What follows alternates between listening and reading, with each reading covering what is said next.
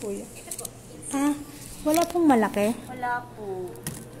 Yan lang, available size. 3 po.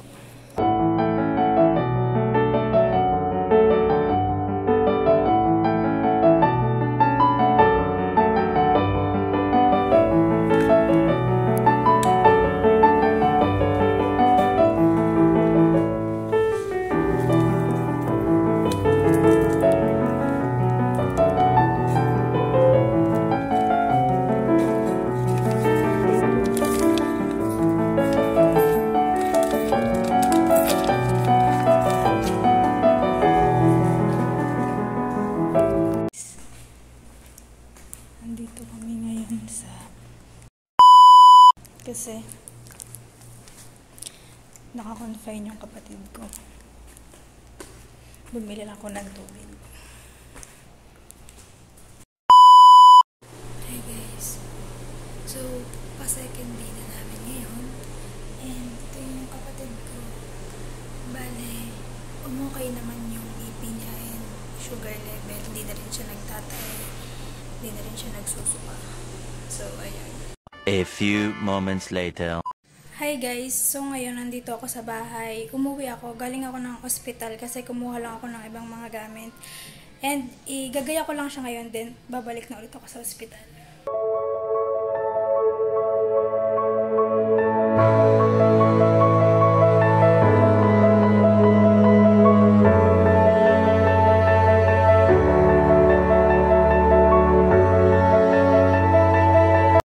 Guard ko na.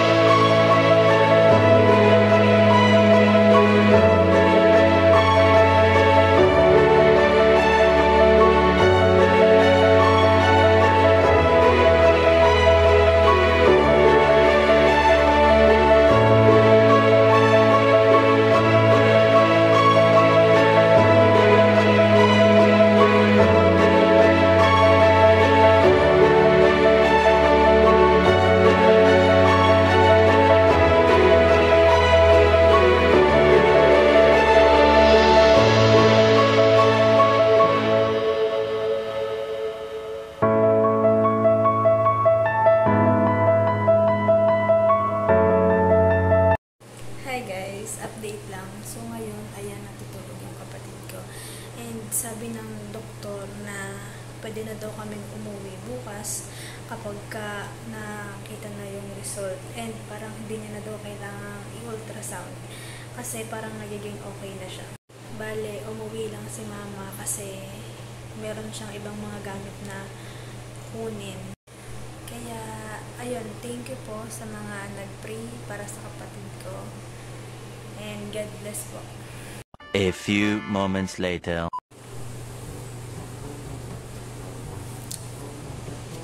3:30 na guys. Boring na ako. Sobra. Gagawin ko dito.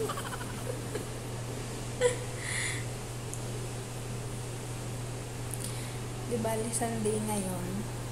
Tapos bukas may pasok kami pero absent ako. Nagpaalam naman ako sa mga prof ko. And ayun, kinonsider naman nila yun. Paano to? Anong oras na ako natulog? Mag-aalas 3. Tapos, alas 3 ng madaling araw. Tapos, nagising ako. Mag-aalas 7 na. Tapos umuwi pa ako sa bahay kanina. Tapos bumalik pa ako dito. Pagod ang nalala nyo. Pabalik-balik yung ibang mga nurse and doctors dito para i-check yung kapatid ko. Kasi pangalawang swero niya na yun. Nagpalit siya kagabi.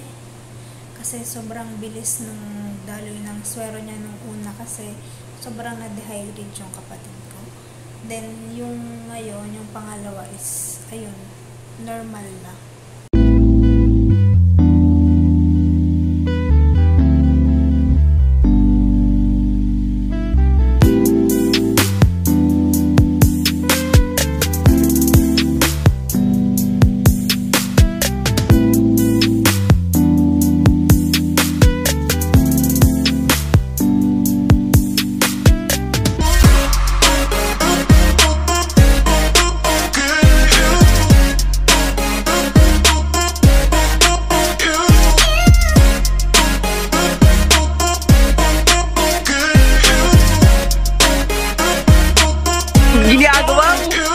Akala ko magtatagal kami dito. Ang dami kong dinalang pagkain.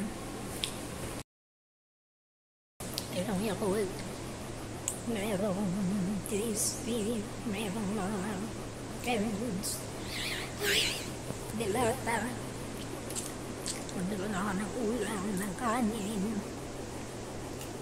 May ano pa. Hindi pa po rin. Yun. Nabuboring na ako. Tagal ni mama. Alas 4 pala.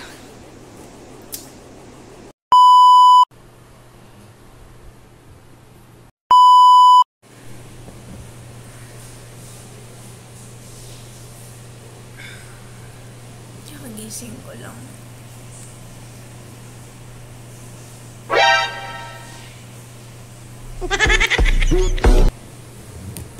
Patatlong araw na namin ngayon and iniintay pa namin yung doktor kung pwede na siyang lumabas ngayon kasi pinahold na yung ultrasound. Bali magpapa-ultrasound sana siya kaso hinold na ng doktor kasi hindi naman nagawa silang sakit yung sigura. Bali hintayin na lang namin yung si Doc mamaya.